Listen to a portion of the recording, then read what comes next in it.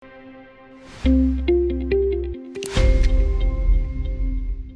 buenos días, terminó la primera semana completa de vida del cepo ultra reforzado y las noticias no son muy alentadoras. Se siguieron perdiendo reservas, tanto brutas como netas. El Banco Central en menor medida, pero siguió vendiendo divisas en forma neta en el mercado único y libre de cambios, y además en un contexto de muchos rumores e incertidumbre hubo salida de depósitos en dólares del sector privado de los bancos. Además, las brechas ya se instalaron por lo menos 10 puntos porcentuales por arriba, tanto en el contado con liquidación con el dólar blue, respecto a los niveles previos al endurecimiento del cepo cambiario allá por el 14 de septiembre.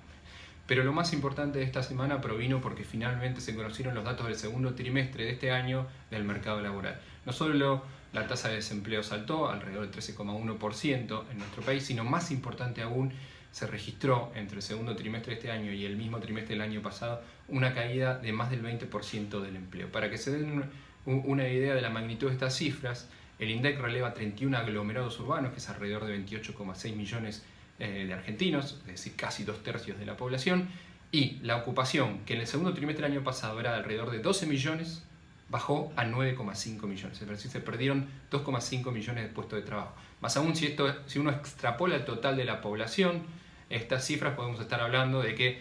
la ocupación, que en el segundo trimestre de 2019 orilló 19 millones de personas, bajó a 15 millones en este segundo trimestre de este año, producto de la pandemia y la cuarentena, lo cual es una pérdida de empleo de alrededor de 4 millones. Y quizás lo más importante de esto es destacar que se destruyó más empleo aún de lo que cayó el nivel de actividad. Recordemos que esta semana también se difundieron las cifras de actividad del segundo trimestre, que arrojaron una caída del 19,1% del PBI en forma interanual en el segundo trimestre, contra, insisto, casi 21% de caída del empleo en la Argentina. Pero más importante aún, como siempre dijimos, el eslabón más débil del empleo donde se podía cortarse era justamente la economía informal y los cuentapropistas. Y para no errar en los números, les quiero contar lo que pasó. El empleo informal entre el segundo trimestre de este año y el segundo trimestre del año pasado cayó 43%, el cuentapropismo 29%, los asalariados privados formales 9% y el empleo público creció incluso un poco durante estos últimos 12 meses.